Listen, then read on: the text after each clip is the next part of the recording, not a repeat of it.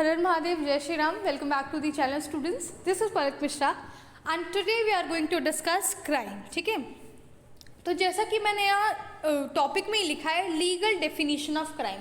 तो यहाँ पे हम लोग देखो, मैं एक जिस्ट दे देती हूँ कि मैं क्या क्या आपको बताऊंगी इस वीडियो में. क्राइम की डेफिनेशन, ठीक है, फिर हम पढ़ेंगे एलिमेंट्स ऑफ क्राइम. ठीक, उसके बाद हम लोग सोशल डेफिनेशन ऑफ क्राइम पढ़ेंगे. ओके, फिर हम लोग पढ़ेंगे टाइप्स ऑफ क्राइम, है ना. उसके बाद हम लोग थोड़ा सा देख लेंगे कि क्रिमिनल बिहेवियर सिस्टम के थ्रू जो 6 टाइप्स के क्राइम्स होते हैं, पर्टिकुलरली क्लिनार्ड एंड क्विनी द्वारा बताया गया. तो ये हमारे क्या है, थ्योरी दी गई इनके द्वारा. ठीक है, ये हम पढ़ेंगे. उसके बाद yes, what ever it is important in your syllabus और जो आपकी नॉलेज के लिए भी है, वो सारी चीज़ें हम यहाँ पे डिस्कस करेंगे. चलिए शुरू करते हैं. So what is crime. So देखो, सिंपल सी मैं एक डेफिनेशन देती हूँ लेमैन वाली, कि बिहेवियर और an activity in violation of any law और लीगल कोड ऑफ कंडक्ट. ठीक है, अब इसका मतलब क्या, सुनो. आप किसी चीज़ को कह रहे हो सही या गलत, वो किसके आप बोल सकते हैं किसके अंडरगत कह रहे हो, तो दैट इज ऑफ लॉ, है ना. अगर आपको लगता है कि आपके लाइफ में कुछ सही और कुछ गलत है, तो अगर आप किसी और को just because of on your believes and opinions आप किसी को बोलोगे कि आप गलत कर रहे हो, ये क्राइम है, ये क्राइम है, तो ये क्राइम नहीं कंसिडर होगा, है ना. क्यों? क्योंकि इस तरीके का कोई भी लॉ एग्जिस्ट नहीं करता. कोई भी चीज़ तभी क्राइम मानी जाएगी जब वो उसकी लीगल एग्जिस्टेंस, उसके ऊपर लॉ पहले से ही बना होगा, है ना. ये तो सिंपल सी डेफिनेशन थी कि क्राइम कब कहेंगे, है ना. जैसे अब डेफिनेशन पूछो स्टूडेंट्स में कि व्हाट इज़ क्राइम, तो वो कहेंगे कि मैम अनलॉफुल एक्टिविटी कह दो, है ना, सिंपल. या कोई कहेगा मैम मर्डर, रेप, ये सारी चीज़ें. लेकिन एक परफेक्ट डेफिनेशन यही होती है कि कोई भी ऐसी एक्टिविटी जो कि लीगल कोड ऑफ कंडक्ट को या लीगल कोड को वायलेट कर रही हो. ठीक है, ओके. अब डेफिनेशन पे आ जाते हैं. तो देखो, डेफिनेशन में पॉल बात करते हैं कि crime is an intentional act or omission in violation of criminal law, जो भी एक इंटेंशनल एक्टिविटी है ना. मैं आपको चाकू लेके दौड़ा रही हूँ, तो ऐसा तो है नहीं कि मैं ऐसे ही दौड़ा रही हूँ, मुझे तो पता है कि मुझे आपको मारना है. So it is an intentional act or omission in violation of criminal law. ठीक है, omission in violation of criminal law, जो क्रिमिनल लॉ एग्जिस्ट कर रहा है उसके अगेंस्ट आपने कुछ कर दिया, उसका वायलेशन कर दिया. कमिटेड विदाउट डिफेंस और जस्टिफिकेशन. इसमें उन्होंने बहुत बड़ी बात कही है कि कोई भी ऐसी एक्टिविटी अगर आपने की है, सेल्फ डिफेंस में नहीं होना चाहिए. कमिटेड विदाउट डिफेंस और जस्टिफिकेशन, है ना. जैसे अगर आपको कोई आपको परेशान कर रहा है या कोई आपको हार्म पहुंचाना चाहता है और उस कंडीशन में आप अपने आप को सेव करने के लिए उसके अगेंस्ट कुछ करते हो. मान लो आपके पास छोटा सा चाकू था जिसने आपने प्रोटेक्ट करने के लिए रखा, आपको कुछ पर्टिकुलर सेक्शन ऑफ पीपल घेर लेते हैं, तो आपने उस नाइफ का इस्तेमाल करके खुद को बचाया, तो क्या ये आप क्राइम किए. मान लो आपने किसी की हाथ की नस काट दी, बोले ले अब मेरे हाथ लगा के दिखा, तो क्या वो क्राइम होगा? नहीं, बिकॉज पहले उसने इंटेंशनली आपको हार्म पहुंचाने की कोशिश की and you are doing this for your self defence, तो this is not considered as a crime. ठीक, and sanctioned by state for punishment as a felony or misdemeanour. ये फेलोनी टर्म एंड मिसएंडेवर, ये इसको हम बाद में पढ़ेंगे क्योंकि ये टाइप है क्राइम का, और किसने दिया है ये भी अच्छे से एक्सप्लेन करूंगी. तो I hope it is clear that what is crime according to the definition of Paul.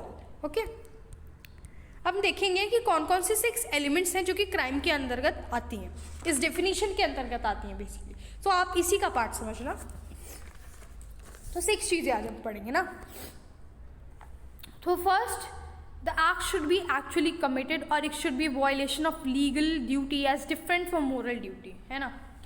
Actual में वो कार्य घटित हो चुका है, इसका मतलब सिंपल ये, जैसे कि आपको किसी ने हार्म पहुंचा दिया है, पहुंचाने की कोशिश कर रहा है ना. जैसे ऐसा होता है ना कि उसके थॉट्स के लिए आप उसे पनिश नहीं कर सकते. वो सोच रहा है कि आपको पनिश करे, तो आप अपने लिए प्रोटेक्शन ले सकते हैं, बट तब तक आप उसको ये नहीं कह सकते कि ही इज़ अ क्रिमिनल, है ना, भले ही कि आप जानते हो कि शायद ये आपको हर्ट पहुंचा सकते हैं.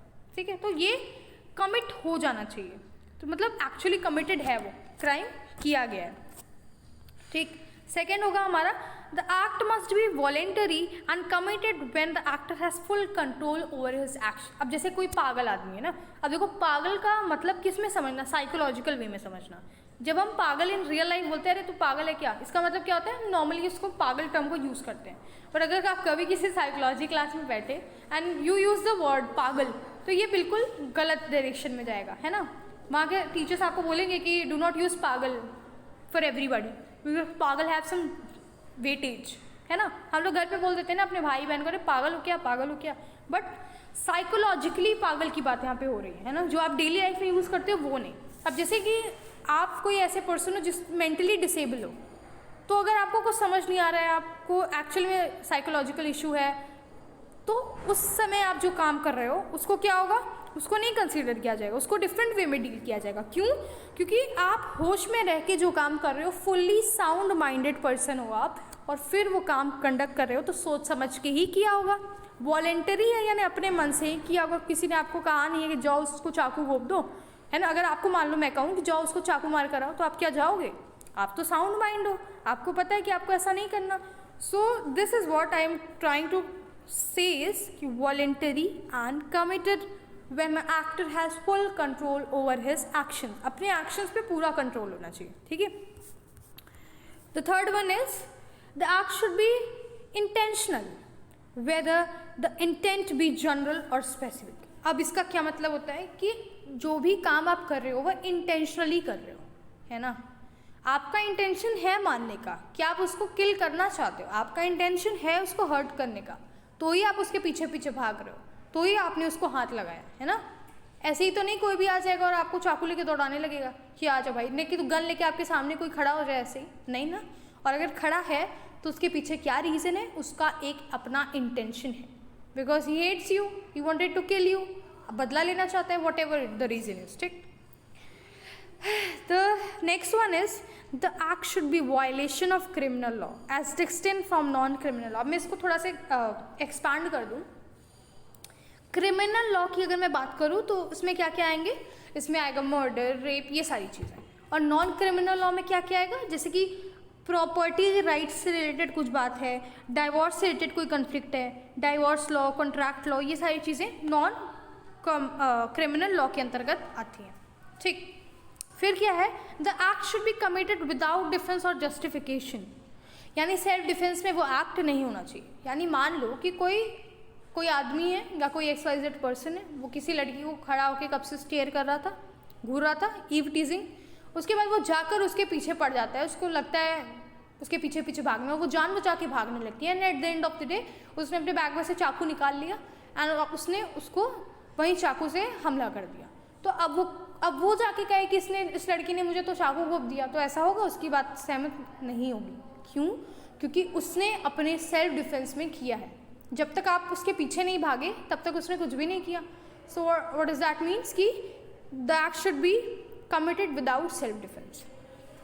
The last one is the act should be sanctioned by states as felony or misdemeanor. Person can be punished only for those actions that is considered to be socially harmful and for which society has provided punishment. यानी कि जो भी state होती है उसके अपने जो laws होते हैं, ठीक है, आपके इंडिया में पर्टिकुलरली हर जगह डिफरेंट है लॉज, मतलब लॉज आपके डिफरेंट हैं। तो आप जिस एरिया में हो, जिस टाइम एंड स्पेस में हो, अगर आप कोई ऐसी सोशल हार्मफुल एक्टिविटी करते हो और उसके उसी समय उस टाइम प्लेस पे लॉ बना हुआ है, तो क्या होगा, ये क्रिमिनल ऑफेंस के अंतर्गत आएगा, क्राइम कंसिडर होगा। अच्छा, मैं एग्जांपल देती हूँ आपको। 2011 या 12 में निर्भया रेप केस का आप लोगों ने, सब लोगों ने सुना होगा। उसके जितने भी अपराधी थे, ठीक है, तो वो तो 2012 या 11 का टाइम पीरियड है ना। उसके बाद 2012 में पॉस्को भी आता है, पॉस्को एक्ट, ठीक है। तो अगर मैं आपसे पूछूं कि आज के टाइम पे जो भारतीय दंड संहिता है, क्या 2012 वाले जो केस में अप्लाई होगा, तो आपका आंसर होना चाहिए नो। क्यों? क्योंकि जो काम जिस टाइम पीरियड में हुआ है उसी टाइम पीरियड का लॉ अप्लीकेबल होगा। जैसे मान लो कि अभी करंट का टाइम है, आज करंट किसी ने किसी का मर्डर किया, ठीक है, तो आज 2025 है अभी, और 2025 में ही ऑलरेडी भारतीय दंड संहिता इंट्रोड्यूस हो चुका है, आप सभी लोगों ने पढ़ा है। तो अब कोई उसको किस तरीके से ट्रीट किया जाएगा, भारतीय दंड संहिता के थ्रू। और अगर यही क्राइम बहुत साल पहले किया गया होता जिसमें कोई भी ऐसा लॉ स्टेटेड नहीं होता तो फिर वो क्राइम ही नहीं कंसिडर होता। समझ में आया? या जो भी एक्ट्स बने होते हैं वो उस टाइम पीरियड के ही अप्लाई होते हैं। समझ में आ गया? इसीलिए जो निर्भया केस का एक आरोपी था उसने अपने आप को जुवेनाइल बता के, बिलो 18 बता के बच गया। समझ में आया? क्यों? क्योंकि उस टाइम पीरियड पे लॉज जो थे वो अभी उस टाइम एग्जिस्ट नहीं कर रहे होते। समझ में आया? चलो ठीक है, अब आगे बढ़ते हैं। Social definition of crime. तो क्राइम के कुछ सोशल डेफिनेशंस भी होते हैं जिसको मैं आपको बताती हूँ डेफिनेशन के थ्रू। तो बहुत ही सिंपल है ना, usually we use to find the most shortest definition that we can learn and write in our examination also. तो सबसे छोटा है अगर कोई एग्जाम्पल है तो इन्होंने दिया हुआ है, थॉर्स्टेन सेलिन ने दिया है, जो कहते हैं कि crime is a violation of conduct norm of normative group. तो वो सिंपली एक डेफिनेशन दे देते हैं कि देखो ये वायलेशन है, वायलेशन ऑफ कंडक्ट नॉर्म्स, किसी नॉर्मेटिव ग्रुप्स के नॉर्म्स का वायलेशन करना। समझ में आया? फिर आते हैं हमारे मूवरर जी, ये तो और भी अच्छे हैं, इन्होंने इतना छोटा डेफिनेशन दिया कि पूछो मत, ये सिर्फ कह देते हैं। लेकिन देखो अब इसको एक्चुअल डेफिनेशन में मत लिख देना। अगर आप इसे आपके यूनिवर्सिटी में रिटन हो रहा है तो आप हेडिंग डालना कि what is the social definition of crime which are as follows, and फिर इन डेफिनेशंस को लिखना। क्योंकि देखिए यहाँ पे लिखा है an anti social act, but जब हम लॉज के डेफिनेशन को देखेंगे जो बाय लॉ बताया जाता है तो उसमें प्रॉपरली स्टेटेड होता है वायलेशन ऑफ लीगल कोड। हाँ, तो आज डेफिनेशन लिखना तो डेफिनेशन के 2 क्राइटेरियाज बनाना, फिर लिखना तो बहुत अच्छा लगेगा आपका। ठीक, मोवरर जी कहते हैं कि देखो भाई crime is an anti social act, बस खत्म। ठीक है, अब देखिए हम लोग टाइप्स ऑफ क्राइम देखेंगे। ये सदरलैंड के according there are 2 types of crime, जैसे कि मैंने पॉल की डेफिनेशन में बोली कि ये 2 टर्म हम लोग बाद में डिस्कस करेंगे, इसीलिए क्योंकि अभी ये सदरलैंड ने भी इसी 2 टाइप्स ऑफ क्राइम उन्होंने बताया। एक होता है फेलोनी, दूसरा होता है मिसडेमिनियर। ठीक है, this is very hard to pronounce, सच में बता रही हूँ। ओके, आगे बढ़ते हैं। सिंपल 1 लाइन डेफिनेशन बता दो कि जो फेलोनीज होता है, felonies are the most serious crimes for which a person can be imprisoned for long period of time or sentenced to death।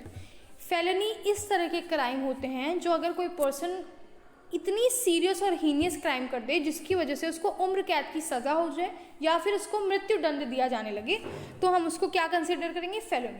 अच्छा, अब आप बात बताओ कि जो पॉकेट मार होते हैं ना, आप जेब कतरे, अगर वो आपकी पॉकेट मतलब चुरा रहे थे और आपने उसे पकड़ लिया तो क्या ये फेलोनी कंसिडर होगा? क्या उसको उम्र कैद की सज़ा होगी? नहीं। क्या उसको हम लोग डेथ की सज़ा दे देंगे, सूली पे चढ़ा देंगे? नहीं, तो वो फेलोनी नहीं है।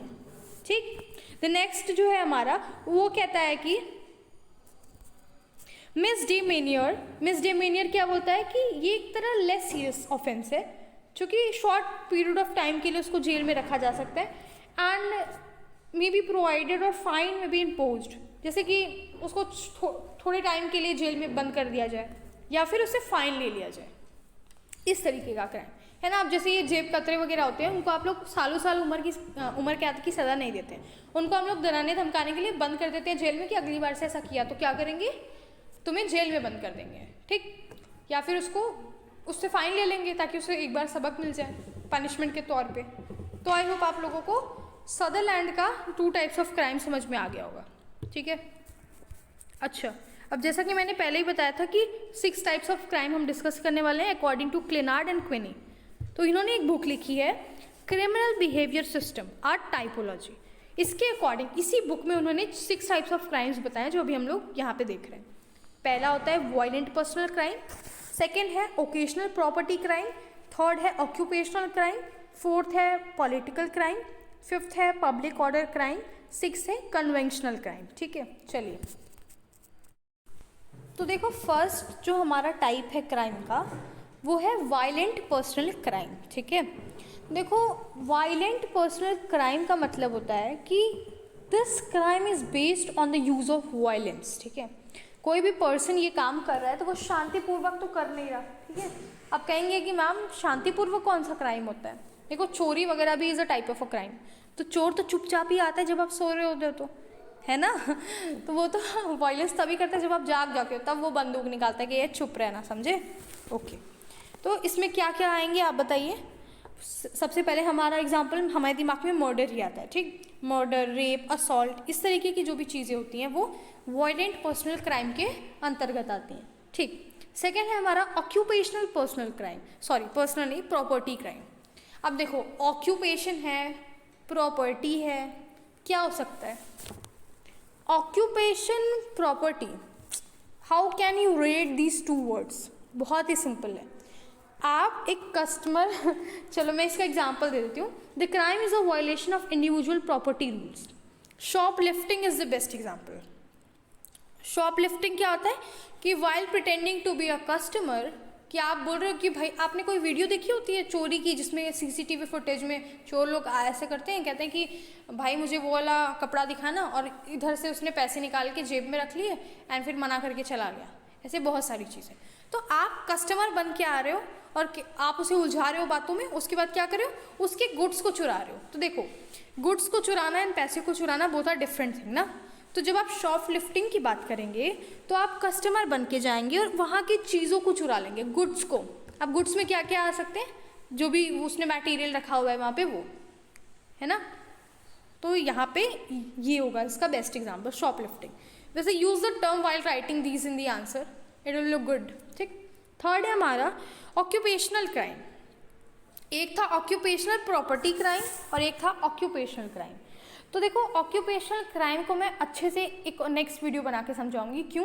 क्योंकि occupational crime is also known as white collar crime, है ना। वाइट कॉलर, इससे क्या समझ में आता है कि जो बड़े बड़े बिजनेसमैन होते हैं या बड़े बड़े लोग होते हैं जिनके पास पैसे बहुत होते हैं, वो इस तरीके की क्रिमिनल एक्टिविटी में होते हैं। जिनके पास रिस्पेक्ट, पावर, प्रेस्टीज सब कुछ होता है, वो इस तरीके का क्राइम करते हैं। एग्जाम्पल में ही देख लीजिए, embezzlement, black marketing, misleading advertisement etcetera. अच्छा मैं आपको दिखाती हूँ एक चीज़, example realistic.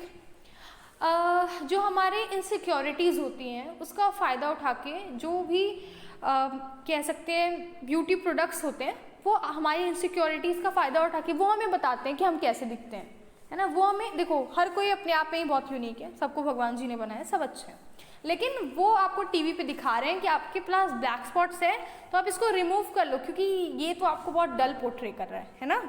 I will not take the name of any commodity, क्योंकि ये नहीं कर सकती मैं, लेकिन आप खुद देखते हो टीवी चैनल्स में, है ना। आपको एक तरफ दिखाया जाएगा कि आप कितने डल दिख रहे हो, और जस्ट 7 डेज बाद, 8 डेज बाद, 1 वीक बाद आपका चेहरा एकदम खिला निखर रहा है ना। ये आपको दिखाते हैं कि आप कैसे हो और आपको इनकी क्यों ज़रूरत है ना। आपको पिंपल्स निकल रहे हैं, उसके लिए भी अलग चीज़, है ना। आपकी आंखें अच्छी नहीं लग रही हैं, आप उसके लिए काजल यूज़ करिए। आप वैसे ही नहीं अच्छे हैं, आप सिंपल नहीं अच्छे लगते उन्हें, उनको चाहिए कि वो आपको बार बार बताएं कि देखो तुम में ये कमी है, तुम में ये कमी है। उसके बाद वो आपको ये प्रोडक्ट्स खरीदने पे मजबूर करते हैं, एंड इतनी अच्छी खासी बिक्री भी होती है उन लोगों की, है ना। तो जब आप मिसलीडिंग एडवर्टीजमेंट दिखा रहे हो, और सुनो, अगर इस तरीके का कोई भी एक्टिविटी होती है तो आप कंज्यूमर कोर्ट जाके अपनी बात रख सकते हैं। कंज्यूमर कोर्ट, देखो मैंने कंज्यूमर कोर्ट के बारे में पढ़ा था when I was in class 12। Very interesting topic. किसी को अगर इंटरेस्ट है थोड़ा बिजनेस में, इन सब चीज़ों में, एडवर्टीजमेंट में स्पेशली, तो गो थ्रू दैट, बड़ा मजा आएगा पढ़ने में। होता क्या है ना कि जैसे आपने नोटिस किया होगा, जब हम मॉल्स में से कोई कपड़े लेते हैं या हम शॉप्स में से कोई कपड़े परचेस करते हैं, ठीक, हमने परचेज कर लिया, हमारे कपड़े के पीछे एक टैग लगा होता है ना, जिसको हम लोग अंधाधुन कट कर देते हैं, बोलते हैं परेशान कर रहा है पीछे, है ना। मान लो आपने कोई टी शर्ट ली, उसके पीछे कुछ ना कुछ लिखा हुआ था छोटे छोटे शब्दों में, और आपने उसको कैंची लिया और काट दिया, बोले लो मुझे क्या, कट कर दिया। और आपने एक बार उसे वॉश किया अपने घर पे और उसका कलर निकल गया, उसके रैशेज हो गए, बहुत सारी चीज़ें हो गई, ठीक। अब आप पहुंच गए उस कंपनी के खिलाफ एक्शन लेने, बोल देंगे हम तो कंज्यूमर कोर्ट जाएंगे, अभी जिस कल ही तो लेकर आए हैं, 2 दिन बाद धुल दिया, उसकी ऐसी हालत हो गई, क्या हो गया, इतना ख़राब प्रोडक्ट दे दिया आपने हमें, मेरा तो पैसा वेस्ट। आप गए कंज्यूमर कोर्ट, तो कंज्यूमर कोर्ट जाकर आपने दिखा दिया अपना बिल कि देखो मैंने इनकी इसी क्वालिटी का, इसी कंपनी का ये ड्रेस परचेज किया था एंड इसकी ये हालत हो गई, तो आपको फाइन लग सकता है। सिंपल सी बात है। अब पूछिए क्यों?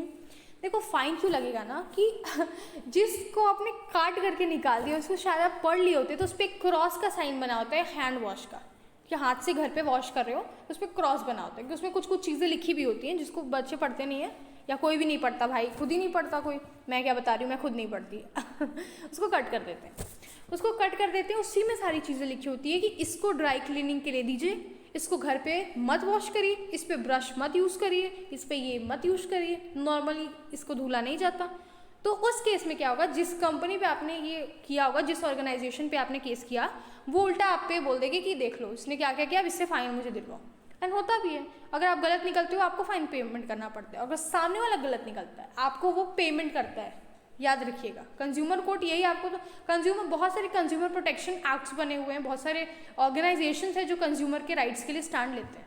The most famous example is, अच्छा चलो ये वाला तो नाम लेना पड़ेगा ना, कमोडिटी का, तो कोई बात नहीं, let's not discuss any commodity in any video because कुछ सही नहीं होता है ना, इट्स लाइक चलो छोड़ो। बट हाँ, मैंने जो आपको बताया वो क्या है कि मिसलीडिंग एडवर्टीजमेंट है ना। आपको अच्छा बताइए, आप कोई भी ब्यूटी प्रोडक्ट्स यूज़ करते हो, ऐसा है क्या कि आपका स्किन टोन चेंज हो जाएगी? नहीं ना, क्यों? क्योंकि skin tone is your own, no cream can change you and your skin tone.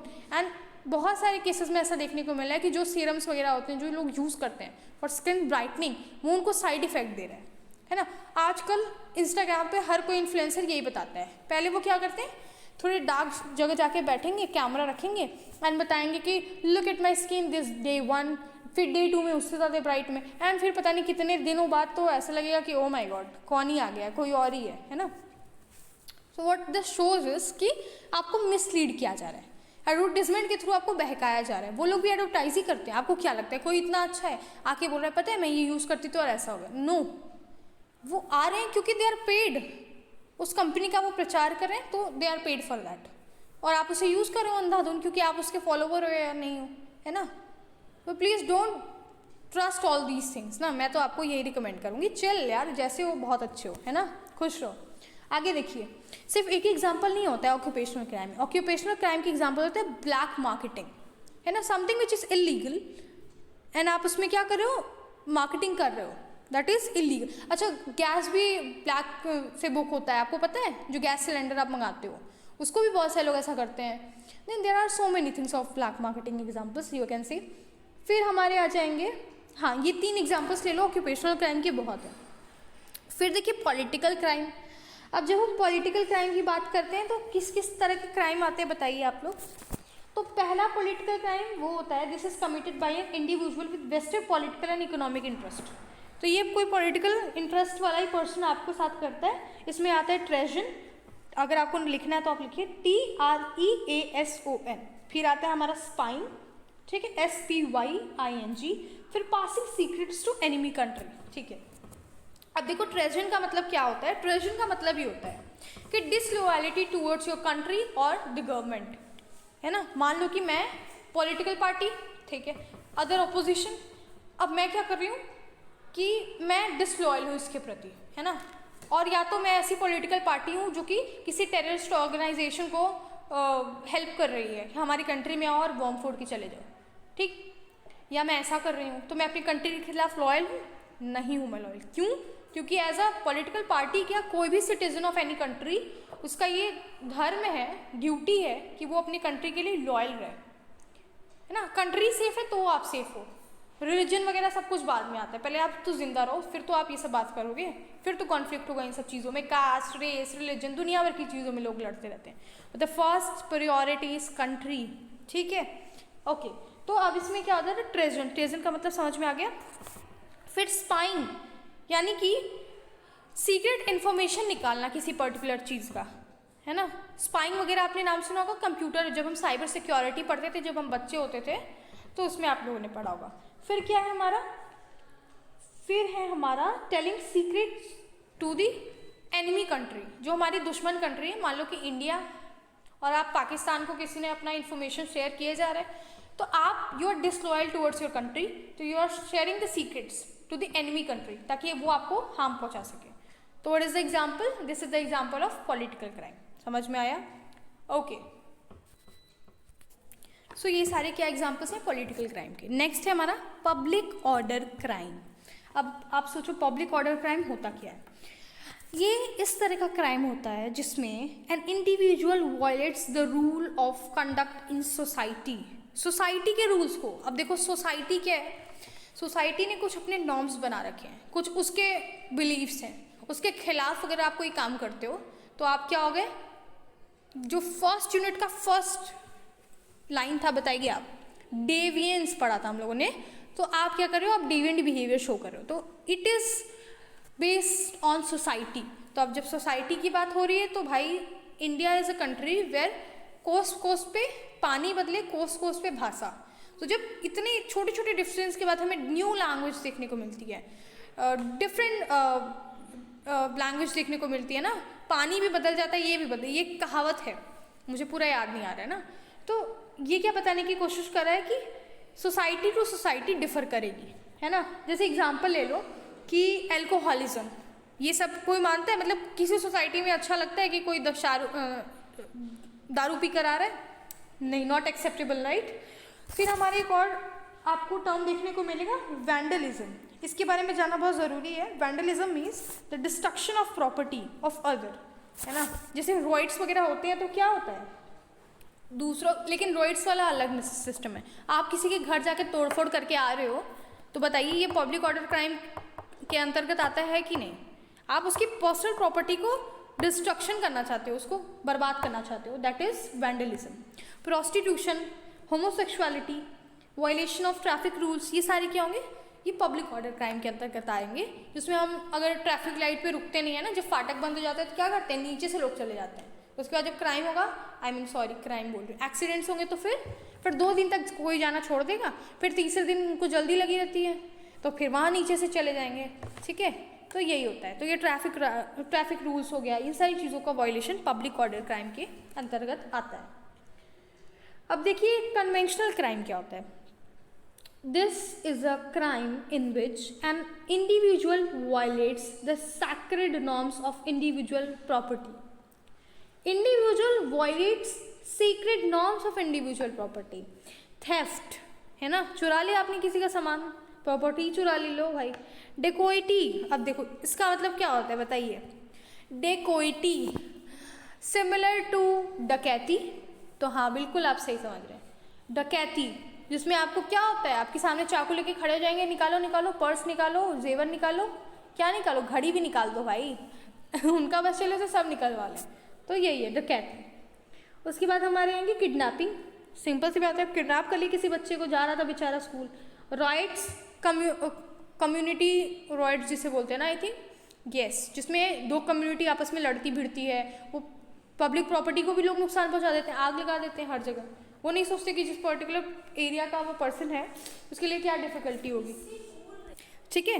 तो ये इस तरह के जो भी क्राइम्स होते हैं, जैसे रॉबरी, थेफ्ट, डेकॉइटी, किडनैपिंग, रॉइट्स, ये सारे होंगे conventional crime. Is that clear? Good. Okay, so criminal पढ़ना लाइक अभी तो समझ में आ गया होगा आपको कि क्रिमिनल होता कौन है, बट सिंपली बता देती हूँ आप लोगों को ताकि आपको लगे ना कि ये टॉपिक मिस हो गया।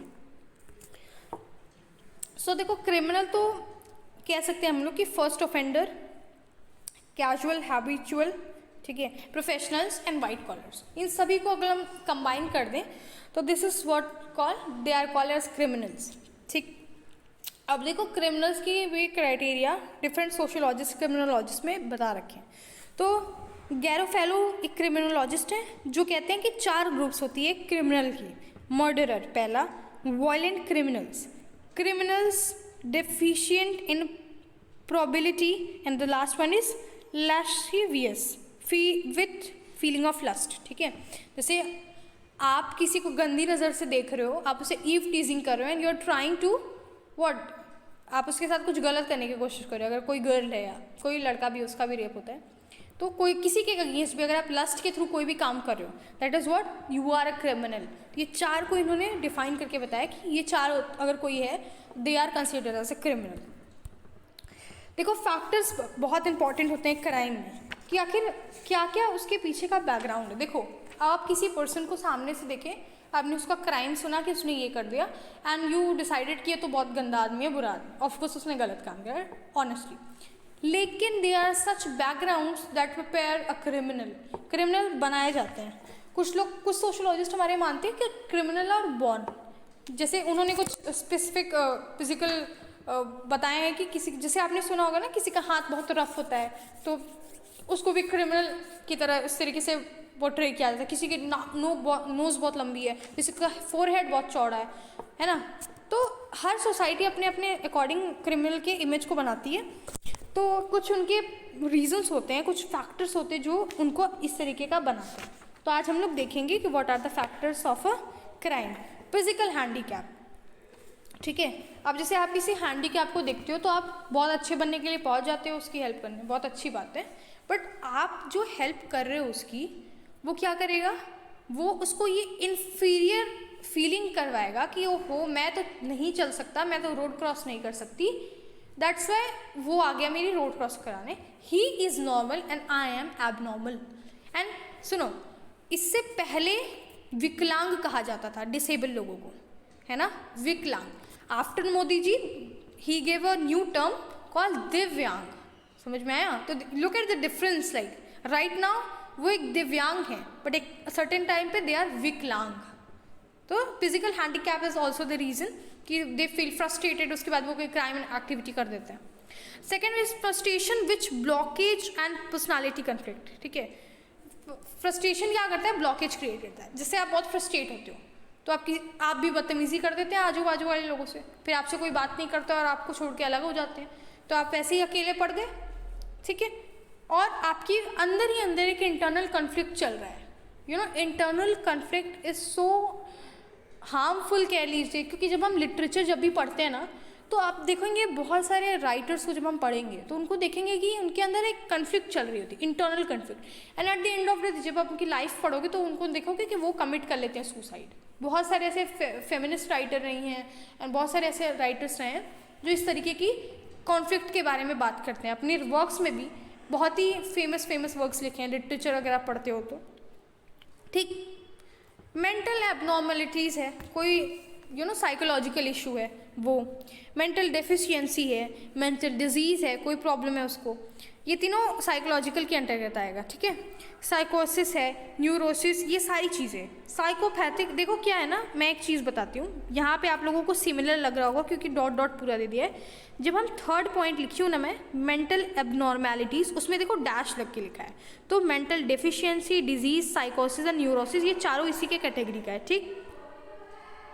The last one is psychopathic personality and personality trait. तो ये सारे क्या हो गए, ये उसके पर्सनल फैक्टर्स हैं। लेकिन एनवायरमेंट फैक्टर भी कुछ होता है, बिल्कुल होता है। देखो एनवायरमेंटल फैक्टर्स में क्या क्या आएगा ना, कि फैमिली, उसकी फैमिली बैकग्राउंड कैसी है। जैसे आपकी फैमिली आपको बहुत प्रेशर डाल दी है, या तो आप पे बहुत लूज कंट्रोल कर दिया है, इसीलिए आप आउट ऑफ कंट्रोल होकर कुछ भी किए जा रहे हो, है ना। जैसे किसी बच्चों को बहुत प्रेशराइज किया जाता है तो वो कोई ना कोई एक्टिविटी, जैसे पढ़ने के लिए आपके पेरेंट्स रोज आपको बोल रहे हैं, कुछ ना कुछ बोले जा रहे हैं, आपको सुनाया जा रहा है, डिसिप्लिन में रहो, ये करो वो करो। एक दिन बच्चा उठेगा कुछ ऐसा कर देगा जिसके बाद क्रिमिनल एक्टिविटी हो जाती है। भाई ऐसा नहीं है कि मैं यह हाइपोथेसिस आपको बता रही हूँ, कुछ ऐसे ही बोल दिया है। उसका घर टूट गया है, घर टूट गया मतलब क्या, घर टूट गया नहीं। ब्रोकन होम्स का मतलब पेरेंट्स आर डिवोर्स हो गया पेरेंट्स का, फिर बच्चा किसके साथ रहेगा, वो पिस रहा है, कोई एक कस्टडी लेना चाहता है, दोनों आपस में लड़ रहे हैं, बार बार बच्चे को कोर्ट बुलाया जा रहा है, उसकी मेंटल स्थिति पे क्या इफेक्ट पड़ेगा, गलत इफेक्ट पड़ेगा, ठीक। पुअर होम है ना, उसके बाद functionally इनएडिक्वेट home, defective discipline, peer group, neighbour. अच्छा, पीयर ग्रुप में हम हमेशा रिलेटिव्स को लेते हैं, फ्रेंड्स को लेना भूल जाते हैं, गलत संगति, है ना। मतलब आपका एक दोस्त दारू पी रहा है और वो एक घूंट आपको भी लगाने के लिए कह रहा है, जिस दिन आपको वैसा कह दे आप वहाँ से कल्टी मार लीजिए, ऐसी फ्रेंडशिप रखने की कोई ज़रूरत नहीं है। This is advice from my side. ये हंसने की बात नहीं है, this is very serious topic, क्योंकि हम जिससे दोस्ती करते हैं वही हमारा बिहेवियर भी डिसाइड हो जाता है। वो जैसा बिहेव कर रहा है मैं वैसा बिहेव कर रही हूँ, वो जो बोल रहा है कहीं ना कहीं मेरे मुँह पे भी एक बार वो आ जाएगा।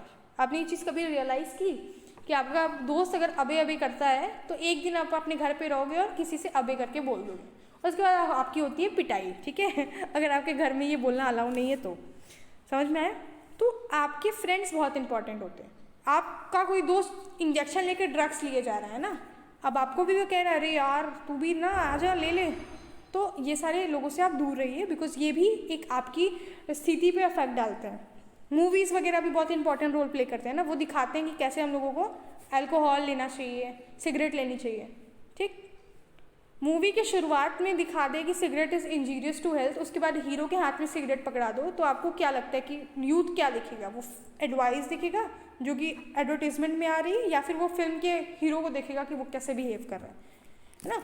जो बॉलीवुड की जो भी मूवीज़ हैं, कहीं भी मूवीज़ हैं, जिस तरीके का पोर्ट्रे करता है स्पेशली एक लव एंगल को, तो उस कंडीशन में किस तरीके से वो दिखाते हैं कि अगर आपको ब्रेकअप हो गया तो आप जाके दारू पियो, ये भी बहुत अफेक्ट करता है। आपको लगेगा कि बहुत सिंपल टॉपिक है, बहुत ही एम ही कुछ भी बोले जा रही हैं, but this is not true.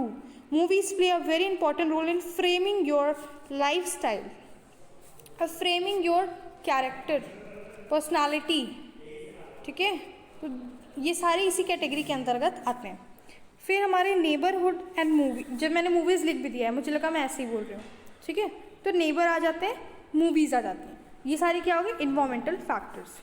सो ये देखिए, ये मैंने इसलिए लिखा है, I am not going to explain this. मुझे लगा कि C=S/I, अगर आपको कभी MCQ में पूछ ले तो आप बता सकते हो कि this is an interaction between personal and environmental factor. Conjunctive approach है, ये किसने दिया है? वॉल्टर की रेकलेस फॉर्मूला है ये। Causation of crime is simple, causation of crime is simple. समझ में आ गया? C=SI, ठीक है। ये मैंने बस इसलिए लिखा ना क्योंकि मे भी शायद कि आपके एग्ज़ाम में MCQ में गलती से ये पूछ ले, ठीक है ना, गलती से क्या पूछ ही ले भाई, अच्छी बात है। तो ये आप इसको अटेम्प्ट कर लीजिएगा, ठीक है। So all right guys, thank you very much for watching this videos. For any explanation on any topic if you want me to explain, so please go in the comment section, you know, write your own thoughts. आपको लगता है कि ये topic आपको समझ नहीं आया, I will make a separate video on that topic, okay. So all the best guys, जय श्री राम।